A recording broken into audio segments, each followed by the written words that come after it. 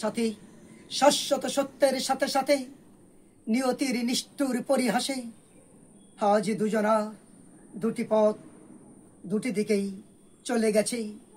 চিরসাথী হয়ে থাকার সুপ্ত স্বপ্ন চিরতরে মুছে গেছে।